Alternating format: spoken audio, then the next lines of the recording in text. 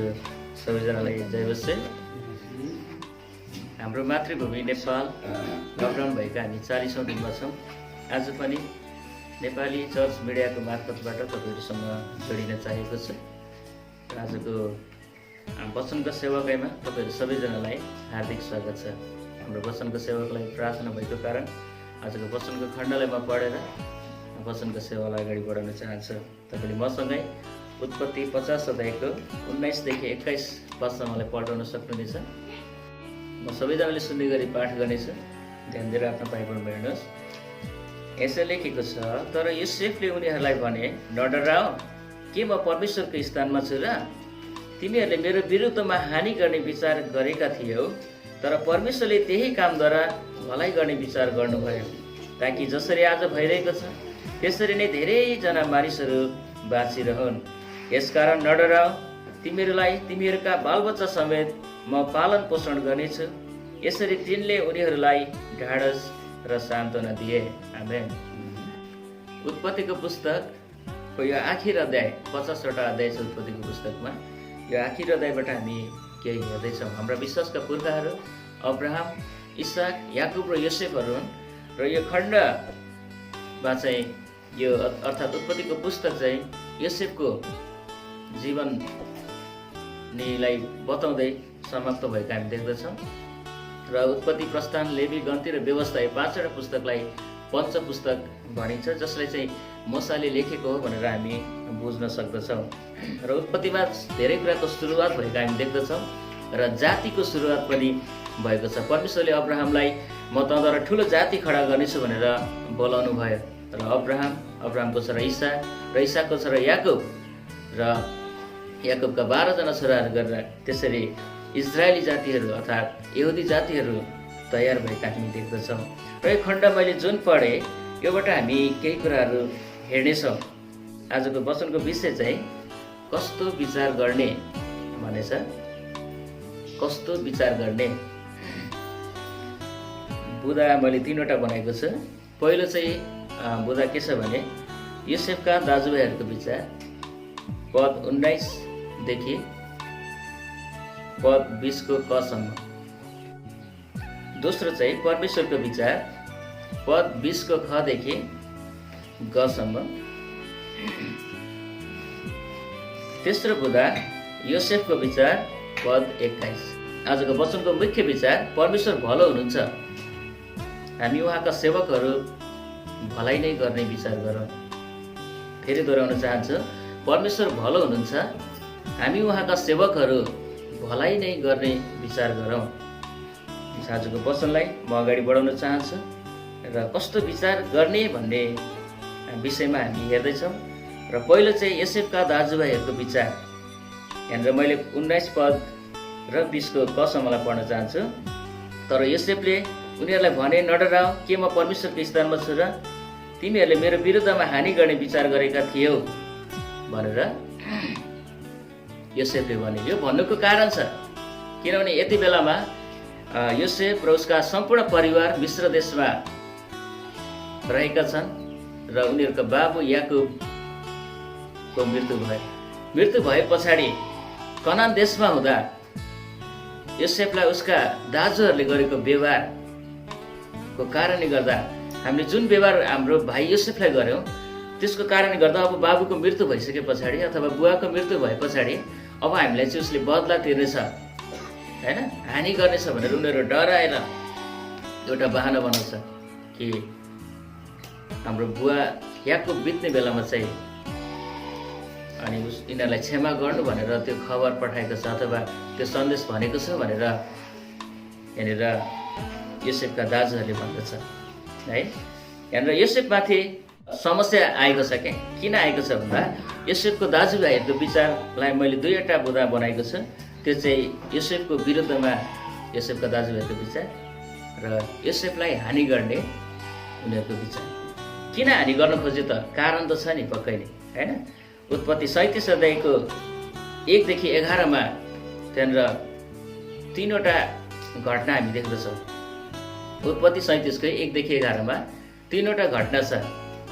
त्यहाँ चाहिँ बिल्लाह र जिल्पाका छोराहरूले अर्थात् योसेफका दाजुहरूले खराबी गरेको कारणले गर्दा त्यो खराबी गरेको सन्देश चाहिँ उसले आफ्नो बुवा याकुबलाई बताउँदछ एउटा कुरा है।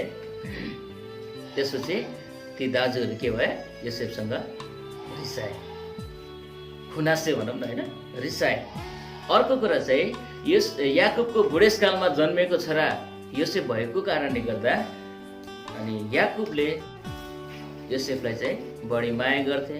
त्यहाँनिर उसले बुनेको त्यो लबेदा लगाइदिएको घटनाहरू हामी त्यहाँ देख्दछौँ। र यो दुईवटा घटना भयो, बुझ्दै हुनुहुन्छ। एउटा त खराब काम गरेको कारणले गर्दा बुवालाई खबर दियो, र दोस्रो चाहिँ के भयो त बुवाले चाहिँ उसलाई मात्रै माया गर्ने, त्यही भएर दाजुहरू चाहिँ के गरे त डाहाले भरिए। त्यसैले योसेफको विरुद्धमा उनीहरू उठेको र योसेफलाई हानि गर्ने विचार योसेफका दाजुभाइहरूले गरेका हामी देख्दछौँ। र तेस्रो कुरा चाहिँ के छ भने योसेफले सपना देख्छ, दुई पटक देख्छ सपना। पहिलो सपनामा चाहिँ उनीहरू दाजुभाइहरू सबै खेतमा हुन्छन् र अन्नको बिटाहरू बटिरहेको हुन्छ। योसेफको अन्नको बिटा चाहिँ ठाडो भएर रहन्छ र उसका दाजुहरूको अन्नको बिटा चाहिँ त्यो योसेफको अन्नको बिटालाई दण्डवत गरेर त्यहाँनिर निहुरिन्छ। त्यो सपना सुनाउँदाखेरि के अब तँलाई हामीले सेवा गर्नुपर्ने, तेरो दण्डवत गर्नुपर्ने, तैँले हामीलाई राज्य गर्छस् भनेर योसेफको दाजुहरू रिसाउँदछ। र दोस्रो सपनामा चाहिँ योसेफले के देख्छ भने सूर्य, चन्द्रमा र 11वटा ताराले चाहिँ के गरेको त योसेफको तारालाई दण्डवत गरेको देख्छ क्या। त्यो बेलामा चाहिँ याकुबले नै हप्काउँदछ। तपाईँले अन्तिम पदमा 11 पदमा हेर्नुभयो भने याकुबले पनि योसेफलाई हप्काउँछ। त्यस दिनदेखि झन् त्यो दाजुहरू चाहिँ डाडिन्छ, रिसाउँछ। तर त्यो कुरालाई चाहिँ याकुबले आफ्नै मनमा राखिरहँदछ है। यो तीनवटा घटना, एउटा चाहिँ त्यो दाजुहरूले गरेको खराब कुरा गरेको कारणले गर्दा याकुबलाई अथवा बुवालाई त्यो समाचार सुनाइदिएको कारणले गर्दा, र याकुबले चाहिँ योसेफलाई बढी माया गरेको कारणले गर्दा, र यो दुई प्रकारको सपना देखेको कारणले गर्दा योसेफका दाजुहरू योसेफसँग रिसाउँदछ। मलाई लाग्छ त्यो एउटा समाचार वाहकको भूमिका निभाइरहेको कारणले गर्दा हुनसक्छ। अनि उत्पत्ति 37को 1ले भन्दछ योसेफका दाजुहरू चाहिँ भेडा चराउने गोठालो भयो भनेको छ होइन, भेडा चराउँथे। त्यो बेला तिनीहरूले के गर्दैछ त भेडा चराउँदै गर्दाखेरि भनेर योसेफलाई के गर्न पठाउँछ त त्यो हेरेर पठाउँछ के गर्दैछ त्यो समाचार मलाई ल्याएर भन्नु भनेर पठाउँदाखेरि उत्पत्ति 37को 12देखि 36लाई हेऱ्यो भने त्यहाँ हामी देख्दछौँ ठुलो घटना घटेको छ। योसेफ जाँदै गरेको देखेर योसेफका दाजुहरूले चाहिँ एउटा योजना बनाउँछ, अब स्वप्नदर्शी आउँदैछ त्यसलाई चाहिँ हामी मारौँ, हेरौँ न कसरी त्यसले देखेको सपना पुरा हुन्छ र भनेर त्यो प्रकारको मार्ने योजना बनाउँदछ।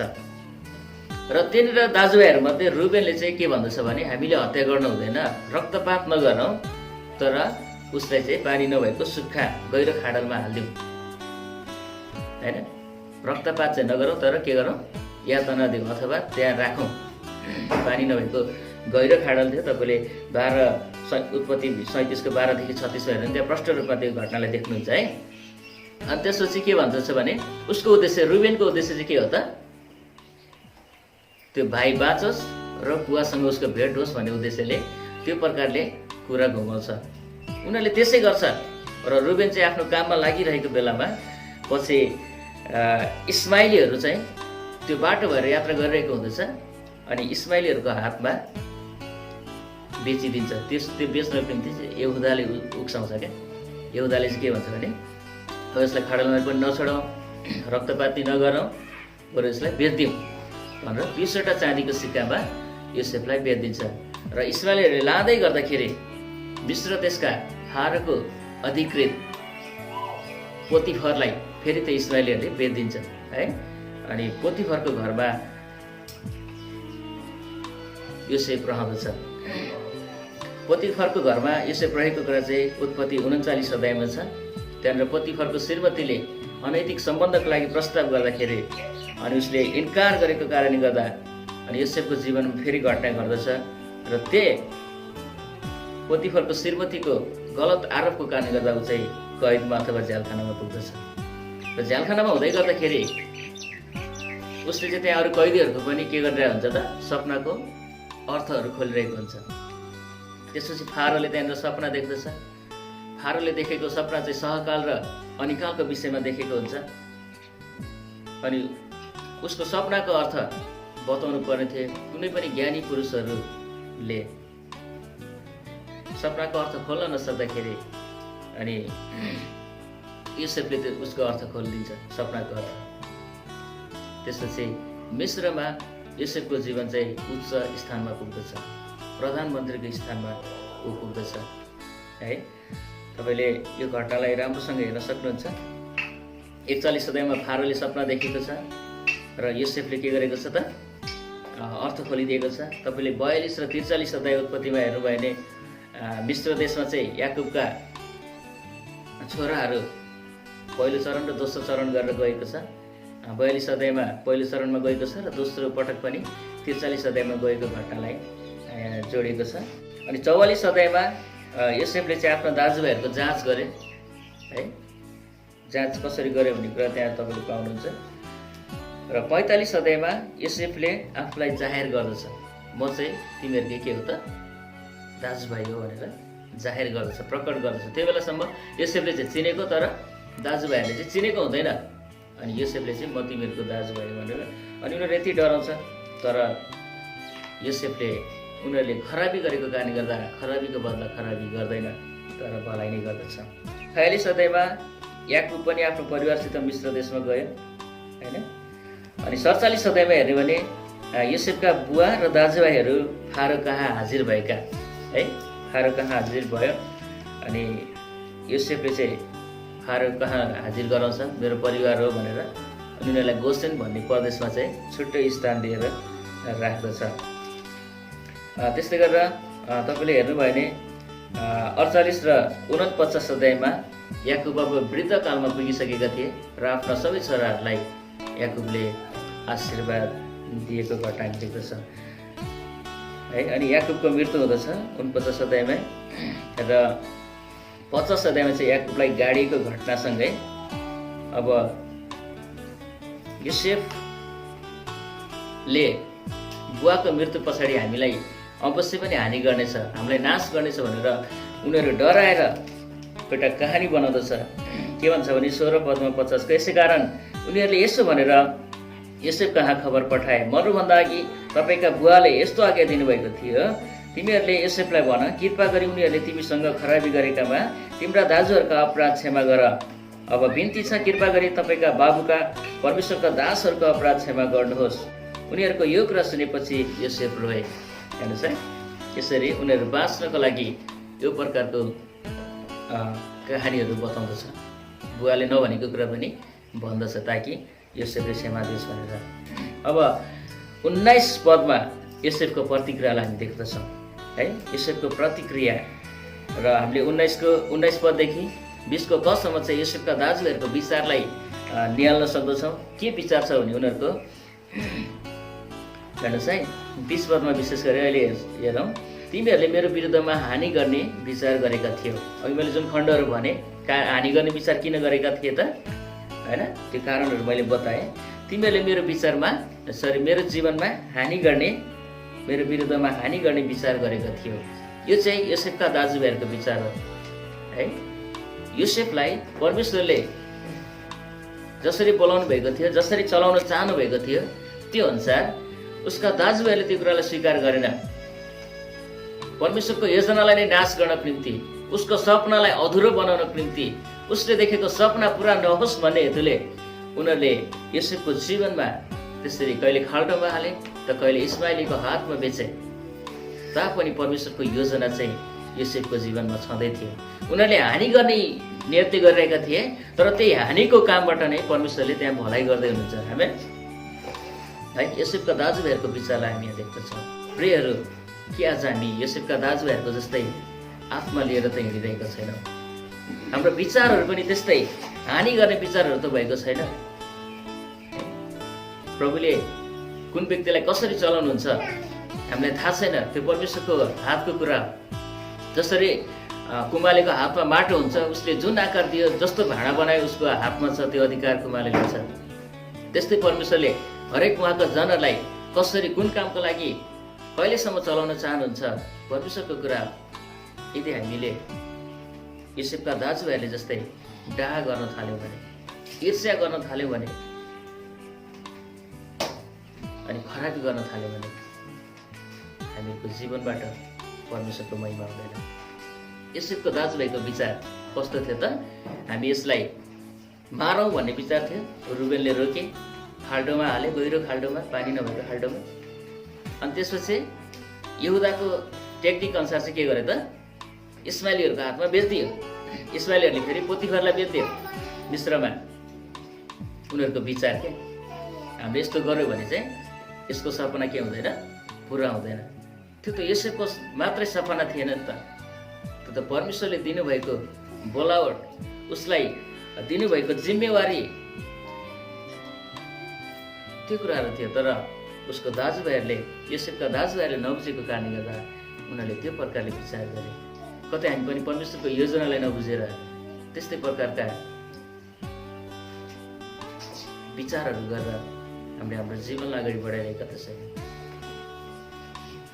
हाम्रो प्रभुका मानिसहरूलाई त्यसरी दुःख दिइरहेका त छैन, हानि पुर्याउने नियत राखिरहेका त छैन। यदि त्यस्तो छ भने हामीले हाम्रो जीवनलाई परिवर्तन गर्नुपर्ने छ। खेलाञ्ची कुरा होइन। परमेश्वरको योजना जसै गरे पनि उहाँले पुरा गर्नुहुन्छ। बप्तिस्मा दिने यूहन्नाले यूहन्ना 3:27 भन्दछ, मानिसलाई स्वर्गबाट नदिएसम्म त्यसले केही कुरा पाउन सक्दैन। है, हामी अहिले जुन स्थानमा छौँ, जुन तह तब्कामा रहेर हामी प्रभुको काम गरिरहेका छौँ, हामीलाई जुन जुन जिम्मेवारी परमेश्वरले दिनुभएको छ, आर्थिक कुरादेखि लिएर पदका कुरादेखि लिएर सबै कुराहरू यो चाहिँ परमेश्वरबाट आएको आशिष हो। परमेश्वरले दिनुभएको जिम्मा हो। हामीले यसलाई ठिकसँग सदुपयोग गरेनौँ भने परमेश्वरको महिमा हुँदैन। उसको दाजुभाइहरूले त हानि गर्न खोजे, तर योसेफले चाहिँ सधैँ भलाइ नै गरेको हामी यहाँ देख्दछौँ। अहिले अन्तिम बुँदामा हामी हेर्ने नै छौँ। त्यसैले योसेफका दाजुभाइहरूको विचार चाहिँ यसरी अति नै तुच्छ विचार हामी देख्दछौँ। हेर्नुहोस् त, जसलाई 20वटा चाँदीको सिक्कामा बेचेको थिए उसैसँग अन्न किन्नको निम्ति मिश्र देशमा पछि पुग्दछ योसेफका दाजुभाइहरू। त्यसैले हाम्रो विचारहरूलाई हामीले परमेश्वरको योजना मुताबिक बनाउनु परेको छ। कस्तो विचार गर्ने त? जे पाए त्यही विचार गरेर हुँदछ त? हुँदैन। तपाईँ र मलाई हेर्नुहुने, तपाईँ र मलाई जाँच्नु परमप्रभुले हामी हरेकलाई जाँच्नु भइरहेको छ। यदि हामीले त्यस्तै तुच्छ विचार गर्यो भने, त्यस्तै अनैतिक विचार गर्यो भने, त्यस्तै हानि गर्ने विचार गर्यो भने, है, प्रभुका अभिषिक्त जनको विरुद्धमा चल्ने विचार गर्यो भने त्यो चाहिँ ठिक हुँदैन। परमेश्वरले कसरी योसेफको जीवनलाई माथि उठाउनु भयो र योसेफका दाजुभाइहरूले उसकै सेवा गर्नु पर्यो।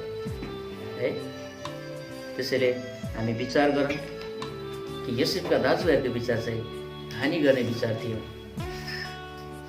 यो खण्डहरूबाट हामी यही कुरा देख्न सक्छौँ। र अब हामी दोस्रो बुँदामा जाउँ।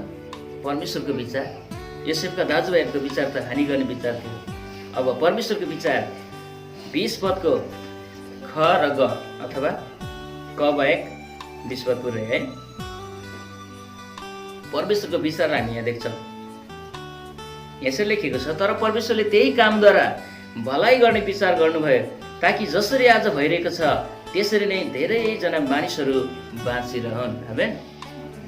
हेर्नुहोस् है, परमेश्वरको विचार चाहिँ, उहाँको विचार चाहिँ भलाइ गर्ने विचार। आमेन।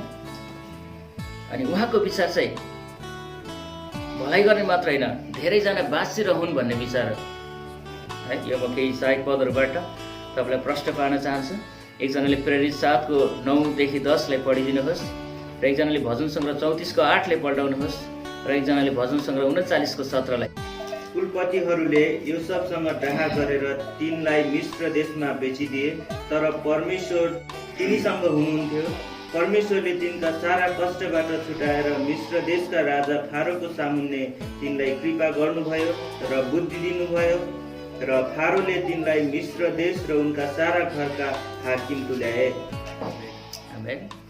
हेर्नुहोस् है, योसेफका दाजुभाइहरूले हानि गर्ने विचार गरेका थिए, तर त्यही योसेफलाई परमेश्वरले चाहिँ भलाइ गर्दै हुनुहुन्छ है।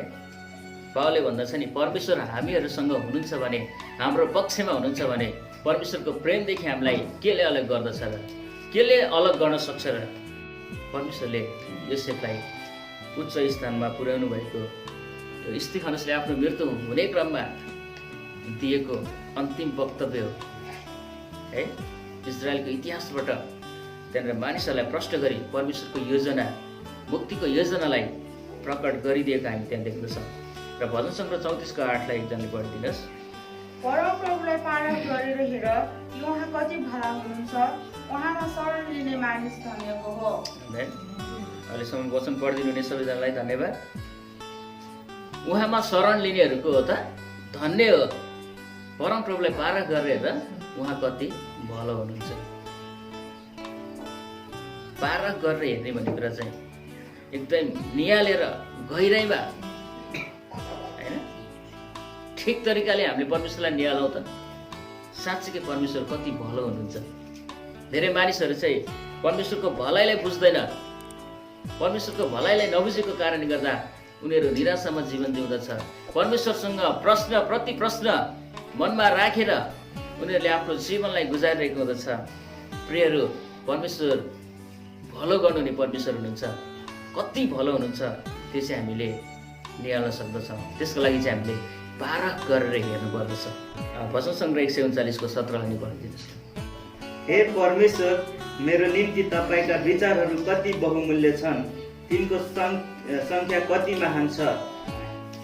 भजन सङ्ग्रह 34 र 139 यो दाउदले भनेका कुरा हुन्। परमेश्वर भलो हुनुहुन्छ र मेरो जीवनमा तपाईँको योजना विचार कति महान छ, त्यसको सङ्ख्याहरू कति महान छ भनेर दाउदले चाहिँ बताएका हामी देख्दछौँ। प्रियहरू, त्यो त दाउदको जीवनमा मात्र होइन परमेश्वर भलो हुनुभएको। दाउदको जीवनलाई मात्रै परमेश्वरले बहुमूल्य विचार राख्नुभएको होइन, उहाँले आफ्नो स्वरूपमा बनेका मानिसहरू सबैको निम्ति चाहिँ बहुमूल्य विचार राख्नुभएको छ, भलाइ राख्नुभएको छ। हामीले चाहिँ बरु कस्तो विचार गरिरहेका छौँ है। योसेफका दाजुभाइहरूले जस्तै खराबी विचार गरिरहेका छन् कि, हानि हुने विचार गरिरहेका छन् कि, प्रभुका मानिसहरूको विरुद्धमा उठ्ने विचार गरिरहेका छन् कि, अथवा भलाइ गर्ने विचार गरिरहेका छन्। यो चाहिँ अति नै महत्त्वपूर्ण कुरा छ। एकजनाले यूहन्ना 3को 17लाई पनि पढिदिनुहोस् र हामी यो दोस्रो बुँदालाई पनि सकाउनेछौँ। किनकि परमेश्वरले संसारलाई दोषी ठहराउन भने पुत्रलाई संसारमा पठाउनु भएन, तर संसार उहाँद्वारा बाँचोस् भनेर पठाउनु भयो। आमेन, धन्यवाद। परमेश्वरको विचार चाहिँ भलाइ गर्ने मात्र होइन, धेरैजना बाँचोस् भनेर के, एकजना व्यक्तिलाई भलाइ गर्ने मात्र होइन, त्यो व्यक्तिलाई प्रयोग गरेर परमेश्वरले धेरै मानिसलाई के गर्न चाहनुहुन्छ त, बचाउन चाहनुहुन्छ। यहाँनिर योसेफलाई प्रयोग गरेर परमेश्वरले मिश्र देशलाई का मानिसहरूलाई मात्र होइन, मिश्र देशमा थुपारेको अनाजहरूद्वारा शारीरिक तवरले ती धेरै अनिकालमा परेका देशहरूका मानिसहरूलाई बचाउने योजना परमेश्वरले गर्नुभयो। अब आत्मिक तवरले हेऱ्यो भने उहाँले आफ्नो पुत्र येशूद्वारा चाहिँ संसारलाई दोषी ठहराउनु होइन, तर पुत्र येशूद्वारा चाहिँ मानिसहरू बाँचोस् भनेर यस संसारमा यसलाई पठाउनु भयो। आमेन। परमेश्वरको योजना चाहिँ, परमेश्वरको विचार त धेरै मानिस बाँचोस् भनेर रहेछ, भलाइको निम्ति रहेछ। सृष्टिकर्ता परमेश्वरले मानिस पतन हुँदाखेरि पनि, मानिसले परमेश्वरबाट विमुख हुँदा पनि भलाइ गर्ने योजना, बचाउने योजना अथवा त्यो विचार राख्नुभयो भने आज हामीले परमेश्वरको देखासिकी गर्नुपर्दछ। परमेश्वरको देखासिकी हामीले गर्नुपर्दछ। त्यसैले प्रियहरू, आज हाम्रो कारणले गर्दा कति मानिस चाहिँ खुसी भएका छन्, आशिषित भएका छन्। हाम्रो कारणले गर्दा कति मानिसहरूले सफलताको श्रेणी चढ्न सकेका छन्। हाम्रो कारणले गर्दा कति मानिसहरू आत्मिक तवरले बाँचिरहेका छन्। त्यो चाहिँ तपाईँ र मेरो लागि आज चुनौती हो। हामी पृथ्वीमा त्यसै छैनौँ, भलाइको निम्ति नै परमेश्वरले यस संसारमा राख्नु भएको छ। यदि भलाइको लागि राख्नु भएको छ भने हामी खराबी र हानिको विचार राखेर हिँड्यो भने हामी कसरी परमेश्वरको सन्तान हुन सक्छौँ र? आज हामी आफूले आफूलाई मूल्याङ्कन गरौँ। परमेश्वरले यति ठुलो महान योजना राख्नु भएको छ। अब हामी तेस्रो बुदामा जाउँ। योसेफको विचार पद 21 अनुसार 50को उत्पत्ति 50 को 21 पद अनुसार यहाँनिर योसेफको विचार। योसेफले के भन्दछ भने पहिलो शब्द चाहिँ उनीहरू डराएको कारणले गर्दा नडराओ। तपाईँले 19 को पहिलो लाइनमा पनि पाउन सक्नुहुन्छ र 21 को पहिलो लाइनमा पनि योसेफले भन्दछ नडराओ। के नगर रे? नडराओ। अनि अर्को महत्त्वपूर्ण कुरा के भन्छ भने म परमेश्वरको स्थानमा छु र भन्न खोजेको मतलब उसले चाहिँ परमेश्वरको सार्वभौमतालाई स्वीकार गरेको हामी देख्दछौँ। म परमेश्वरको स्थानमा छैन भनेर भन्दछ। यद्यपि ऊ चाहिँ मिस्र देशमा फारोभन्दा मुन्नी को स्थानमा रहेर उसले त्यहाँनिर काम गरिरहेको छ। त्यो पदमा ऊ रहेको छ। आफूलाई बेच्ने, आफूलाई मार्न खोज्ने, खाडलमा हालिदिने ती दाजुभाइहरूलाई योसेफले यही प्रतिक्रिया दिन्छ कि म परमेश्वरको स्थानमा छु र नडराओ। त्यो स्पष्टीकरण मात्रै दिएन, योसेफले प्रतिज्ञा पनि गरेको हामी यहाँ तल देख्छौँ। यहाँ के भनेको छ? तिमीहरू र तिमीहरूका बालबच्चा समेत म पालन पोषण गर्नेछु। हामी है के योसेफको जस्तो हृदय हाम्रो छ र? हामीले आज हामी आफैलाई मूल्याङ्कन गर्नु परेको छ। योसेफको विचार हेर्नुहोस् त। हामी धेरै पटक जस्तालाई तस्तै ढेडोलाई निस्तै भने जस्तो व्यवहार गर्न मन पराउँछ है। फलानाले मलाई हिर्काए म नि हिर्काउँछु, उसले मेरो चित्त दुखाए म नि दुखाउँछु, उसले मलाई तुच्छ ठाने म नि ठान्छु, उसले मलाई वास्ता गरेन म नि वास्ता गर्दिनँ हैन, उसले मलाई हेला गर्यो म नि हेला गर्छु, उसले मलाई माया गर्यो म नि माया गर्छु। मानवीय स्वभाव चाहिँ त्यही छ क्या। तर प्रभु यीशुको शिक्षा पनि त्यो होइन नि। शत्रुहरूलाई प्रेम गर्ने, हैन, खेदो गर्नेहरूलाई प्रार्थना गर्ने, खराबीलाई भलाइले जित्ने, तर भलाइ चाहिँ खराबीबाट पराजित नहोस् भनेर हामी देख्दछौँ। त्यसैले यहाँनिर एकजना महान व्यक्तिको भनाइले म तपाईँहरूको माझमा राख्न चाहन्छु। सन् 1921 मा फिजिक्स भन्ने विषयमा नोबेल पुरस्कार विजेता महान वैज्ञानिक अल्बर्ट आइन्स्टाइनले भन्छ अरूको सेवामा जिएको जीवन मात्र जिउन योग्य जीवन हो। वैज्ञानिक आइन्स्टाइनले भन्छ है। उसले त्यतिकै भनेको होइन। अनि सेवा गर्दा हुने आनन्द, परमेश्वरले सेवाको निम्ति राख्नु भएको, भलाइको निम्ति मानिसलाई यस संसारमा राख्नु भएको त्यो परमेश्वरको त्यो महान मर्मलाई बुझेको कारणले गर्दा अनि अरूको सेवामा जिएको जीवन मात्र जिउन योग्य जीवन हो भनेर यसरी आफ्नो भनाइलाई उद्धृत गरेर हामी देख्दछौँ। अनि अर्को कुरा चाहिँ के छ भने ध्यान दिएर सुन्नुहोस्। कुनै व्यक्ति ठुलो पदमा पुग्दा उसले अरूको दुरुपयोग गर्न पाउने अधिकारलाई त्याग्नु पर्दछ। डेरिल हार्टले लियोनार्ड भन्ने व्यक्तिले भन्दछ ठुलो पदमा पुग्दा आफूले दुरुपयोग गर्न पाउने तल्लो तहका मानिसहरूलाई पनि त्यो जुन दुरुपयोग गर्न पाउने अधिकार छ त्यो अधिकारलाई चाहिँ त्याग्नु पर्दछ। अनि बल्ल त्यो चाहिँ भलाइ गर्ने व्यक्ति हुँदछ। अनि बल्ल त्यो व्यक्ति चाहिँ असल विचारको व्यक्ति हुन सक्दछ। त्यसैले प्रियहरू, योसेफको जीवनबाट पनि हामीले महान शिक्षा सिक्न सक्दछौँ। योसेफले प्रतिज्ञासहित आफ्नो दाजुभाइहरूलाई सान्त्वना र ढाडस दिएको हामी देख्दछौँ। तिमीहरू र तिमीहरूका बालबच्चा समेत म पालन पोषण गर्नेछु। बुवाको त मृत्यु भइसकेको छ। त्यहाँनिर ती आफन्तहरू, दाजुभाइहरू, ती घरानाहरूलाई चाहिँ पालन पोषण गर्ने प्रतिज्ञा योसेफले गरेको हामी देख्दछौँ। अब हामीले कस्तो विचार गर्ने, आफूलाई मूल्याङ्कन गर्ने आवश्यक छ। योसेफका दाजुभाइहरूको जस्तै विचार त्यो त गलत विचार हो। योसेफका दाजुभाइले जस्तै विचार गर्यौँ भने हाम्रो विश्वासका दाजुभाइहरूमा, हाम्रो परिवारमै शारीरिक नाताले पर्ने दाजुभाइमा र विश्वासको घरानामा हामीले त्यस्तो प्रकारको व्यवहार र विचार गऱ्यौँ भने हामी साँच्चै परमेश्वरको असल छोराछोरी हुन सक्दैनौँ। त्यो त तुच्छ व्यवहार हो, त्यो त घिनलाग्दो व्यवहार हो।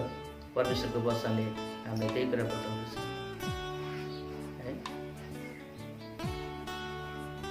कसरी कैनले हाबीलाई मारे, परमेश्वरले भेटी ग्रहण गर्नु नभएको कारणले गर्दा है। त्यो त परमेश्वरप्रति नै गरेको त्यो आक्रोश हो। योसेफका दाजुभाइले जुन डाहा गरे, जुन ईर्ष्या गर्यो, त्यो ईर्ष्या त योसेफलाई होइन परमेश्वरलाई नै डाहा र ईर्ष्या गर्यो। परमेश्वरले झन् कसरी योसेफको जीवनलाई फलवन्त बनाउनु भयो। अझै 24 पदमा योसेफले अझै असल विचार राखेका हामी देख्दछौँ।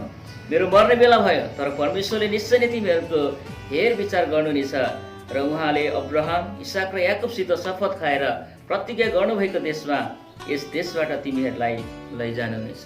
हेर, कहिले पनि खराब विचार योसेफले राखेन।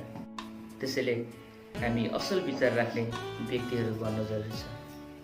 अहिले वर्तमान परिस्थितिहरू अति नै दर्दनाक छ, पीडादायी छ, कष्टकर छ र असहज भनिरहेको छ मानिसको जीवन। यो महामारीको कारणले गर्दा मानिसहरू धेरैजना शोकमा डुबेका छन् है। अघि नै मैले आरम्भमै भनेको थिएँ, हामीहरू मातृभूमि नेपाल पनि आज लकडाउनकै 40औं दिनमा हामी छौँ। हामीलाई त सहजै लागेको छ होला, कति मानिसहरूलाई खाद्यान्नको अभाव छ, गाह्रो छ, जनजीवन कष्टकर भएको छ। यस्तो परिस्थितिमा हामी जिरहेका छौँ। योसेफलाई दाजुभाइहरूले बेच्दाखेरि मलाई दाजुभाइले बेच्यो भनेर गुनासो गरेको कहीँ पनि हामी देख्दैनौँ। न त इस्माइलीहरूलाई गुनासो गर्यो, न त पोतिफरको घरमा पुगेर गर्यो, न त ऊ राज्य सत्तामा पुगेर गर्यो। कहिले पनि गुनासो गरेको हामी देख्दैनौँ। तर अनिकाल परेर अनाज किन्न आउँदाखेरि, त्यो कष्टको समयमा अब मर्नै लाग्दाखेरि उनीहरू आउँदाखेरि उसले पहिलाको बदला तिर्न सक्थ्यो नि त। तर उसले कहिले पनि त्यस्तो गरेन। तर त्यो खराबीलाई भलाइले जित्यो। अन्त्यमा उनीहरूको मिलाप, उनीहरूको सम्बन्ध अति नै सुमधुर भएको हामी देख्दछौँ। अनि योसेफले चाहिँ के आग्रह गर्दछ भने, परमेश्वरले तिमीहरूलाई कनान देशमा फर्काएर लैजानुहुनेछ, त्यो बेला तिमीहरूले मेरो अस्ति सँगै लैजानु भनेर त्यो जिम्मेवारी पनि दिएको हामी देख्दछौँ। अघि नै मैले भने उत्पत्ति 47 अध्यायमा योसेफले आफ्नो बुवा र दाजुभाइहरूलाई फारो कहाँ हाजिर गराए, त्यहाँनिर जाहेर गराए यो मेरो आफन्त परिवारहरू होइन, त्यो बस्ने क्षेत्रको निम्ति उसले माग गर्यो। अनि परमेश्वरले त्यहाँनिर जुटाउनु भयो अनि उनीहरू बस्न पाए। एकजनाले मर्कुस 10:45 पढ्नुहोस्। किनकि मानिसको पुत्र सेवा पाउन होइन तर सेवा गर्न र धेरैका छुटकाराको मोलको निम्ति आफ्नो प्राण दिन आएको हो। परमेश्वरले भलाइ गर्नुभयो, परमेश्वरले धेरैजना मानिस बाँच्ने चाहना गर्नुभयो। उहाँले आफ्नो पुत्र येशूलाई संसारमा दिनुभयो।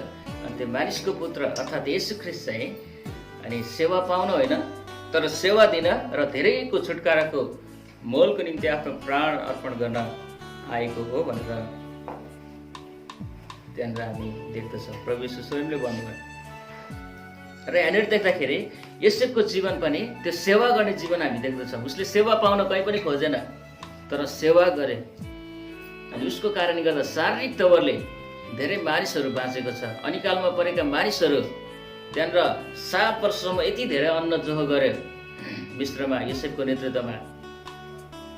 अनि अनिकालमा परेका अरू छिमेकी देशहरूलाई मानिसहरूलाई पनि त्यो सेवा सुविधा पुर्याएका हामी देख्दछौँ। योसेफको कारणले गर्दा मानिसहरू शारीरिक तवरले अनिकालमा बाँचे र प्रभु येशू ख्रीष्टको कारणले गर्दा पापको दुर्दशामा रहेका मानिसहरू बाँचेका हामी देख्दछौँ। त्यसैले प्रियहरू, आज हामी कस्तो विचार गर्ने तपाईँ र मैले आफैलाई प्रश्न गर्नु परेको छ। योसेफको दाजुहरूको जस्तै विचार कि परमेश्वरको जस्तै भलाइ गर्ने विचार, धेरैजना मानिस बचाउने विचार कि हाम्रो कारणले गर्दा आज मानिसहरूले त्यो सेवा सुविधाहरू सहायताहरू पाइरहेको छ। हाम्रो कारणले गर्दा मानिसहरू बाँचिरहेका छन् कि परमेश्वर भलो हुनुहुन्छ। हामी उहाँका सेवकहरू भलाइ नै गर्ने विचार गरौँ। आजको वचनद्वारा मण्डली परिवारलाई परमेश्वरले आशिष दिनुभएको होस्। धन्यवाद। जय मसीह।